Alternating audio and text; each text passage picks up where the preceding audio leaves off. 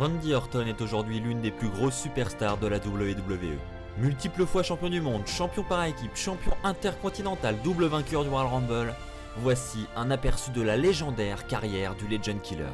Une ascension fulgurante qui fait aujourd'hui de lui l'une des superstars les plus populaires du divertissement sportif.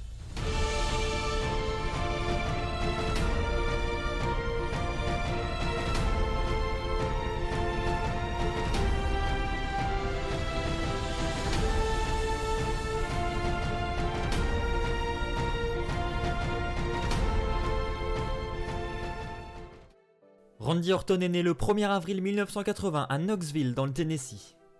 Son père n'est nul autre que Bob Orton, légende du catch des années 80. Son grand-père était également catcheur dans les années 60, faisant de lui un catcheur de 3e génération. Durant son enfance, ses parents ont essayé de le persuader de s'éloigner de ce business. Son père l'a d'ailleurs prévenu que devenir catcheur était synonyme de longs voyages sur les routes et donc de la fin d'une vie familiale. Mais ces précieux conseils n'auront pas convaincu Randy Orton. En effet, Orton était déjà catcheur amateur durant ses études au lycée Hazelwood Central. En 1998, Randy Orton a rejoint la marine américaine après avoir obtenu son diplôme d'études secondaires. Il a terminé le camp d'entraînement, suivi par l'école d'infanterie où il est devenu chef d'équipe. À un certain moment, Orton s'est rendu compte qu'il n'avait pas eu le courage de mourir pour son pays. C'est l'expression qu'il a employée, et a commencé à chercher une autre voie. Après s'être évanoui 2 fois et avoir désobéi aux ordres d'un commandant, il a reçu une décharge pour mauvaise conduite, et non une décharge de déshonneur, ce qui est pire. Après être devenu membre de la marine, Randy Orton s'est reconverti en tant que pompiste à une station-service de Saint-Louis près de chez lui. Cela aura duré peu de temps puisque quelques mois plus tard, Randy Orton fait ses débuts dans le catch. Au début de l'année 2000, Orton rejoint la MMWASICW, une petite fédération de Saint-Louis dans laquelle il est entraîné par les membres du staff et par son propre père, Bob Orton. Randy Orton n'aura même pas eu le temps d'apprendre les bases du catch qu'il aura déjà été embauché par la WWE. En effet, 1 mois après avoir effectué ses débuts dans cette fédération de Saint-Louis, la WWE lui propose de signer un contrat de développement. Alors qu'un show de la WWE avait lieu à Saint-Louis, Bob Orton a demandé à des officiels de la WWE qu'il connaissait bien de rencontrer son fils. Ils l'ont fait et l'ont embauché sur le champ, juste parce qu'il était une superstar de 3e génération. C'est en 2001 que Randy Orton rejoindra l'Ohio Valley Wrestling, le territoire de développement de la WWE. Durant sa formation dans ce centre de développement, Randy Orton aura eu l'occasion de rencontrer d'autres grosses superstars d'aujourd'hui, comme John Cena, Batista ou encore Brock Lesnar. Ces derniers étaient ici dans le même but que lui, devenir la plus grosse superstar de la plus grande entreprise de divertissement sportif au monde, la WWE. Contrairement à ce que tout le monde pense, la première apparition de Randy Orton à la WWE n'est pas son match contre Hardcore Holly à SmackDown en avril 2002, mais bien son match face à Tommy Dreamer durant le Fan Access de WrestleMania 18. Randy Orton est très vite devenu un favori de la foule et sera rapidement drafté à Raw. Malheureusement pour lui, il se blessera à l'épaule et sera écarté des rings pendant plusieurs mois. Cependant, cela ne l'empêchera pas d'apparaître à l'écran. Il réalisera pendant plusieurs semaines un segment hebdomadaire nommé Randy News Network dans lequel il donne de ses nouvelles. Après la guérison de sa blessure, Randy Orton a très vite rejoint les rangs de l'Evolution, un légendaire clan formé par Triple H, Ric Flair et le fraîchement arrivé Batista. Il a d'ailleurs passé une grande partie de l'année 2003 à aider Triple H à capturer le titre de champion du monde poids lourd.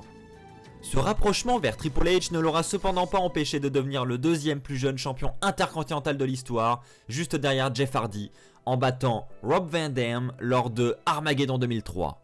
Randy Orton gardera ce précieux titre durant 7 mois, ce qui est un record sur les 7 années précédentes.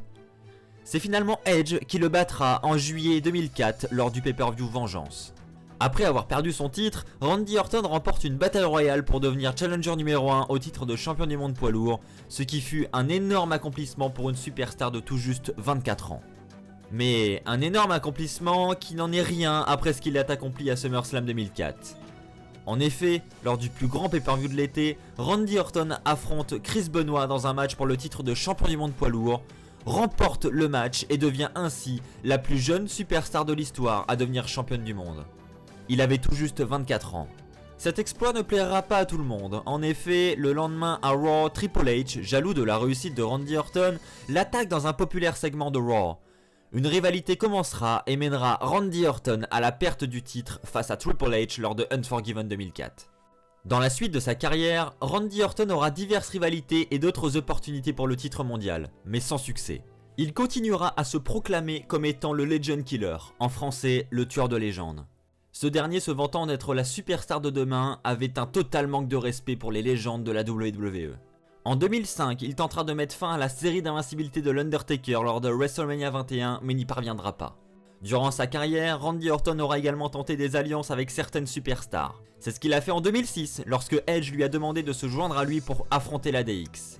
Randy Orton, n'oubliant pas les attaques de Triple H dans le passé, a rapidement accepté et ils ont formé Rated RKO, une légende équipe qui dominera Raw pendant des semaines avant de devenir champion du monde par équipe.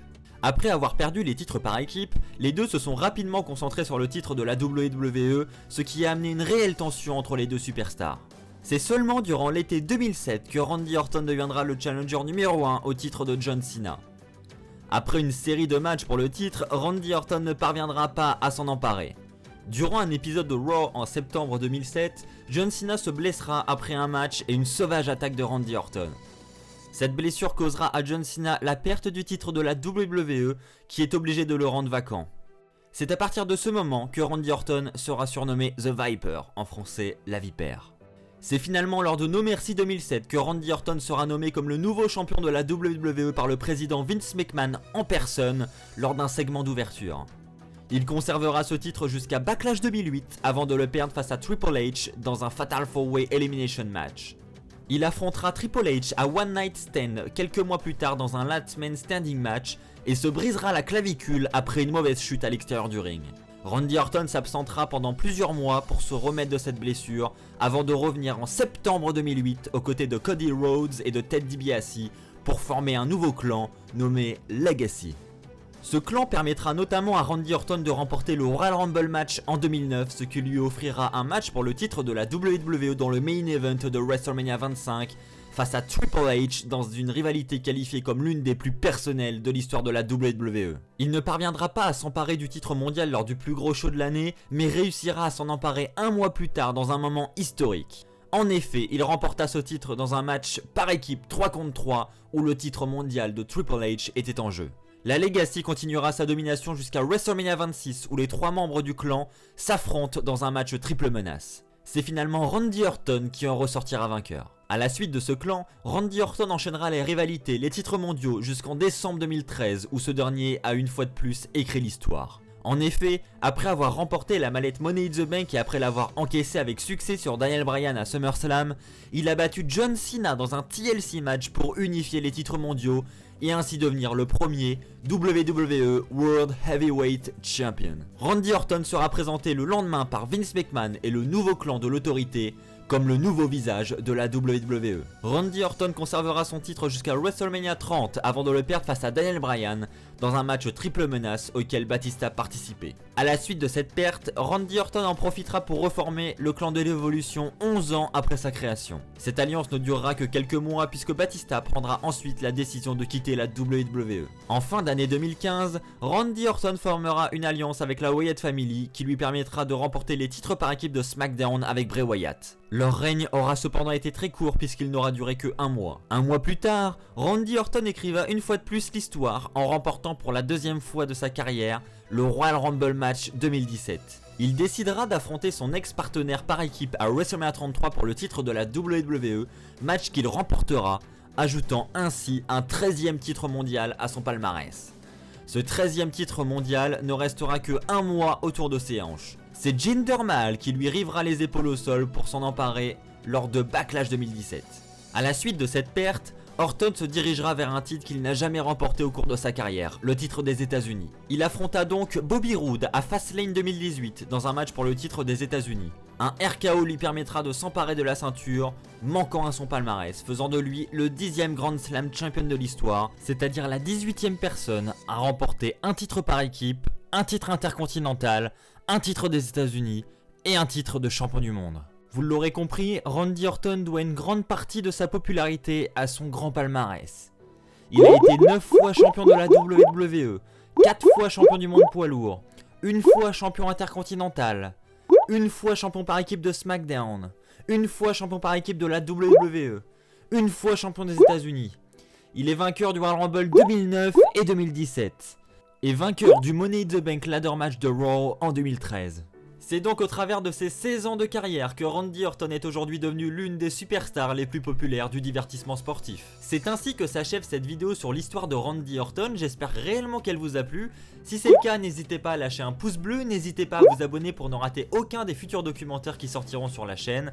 On se retrouve très vite pour de nouvelles vidéos sur WWE Fan France, d'ici là portez-vous bien et n'oubliez pas, soyez toujours très fiers d'être fan de catch. Allez bye tout le monde.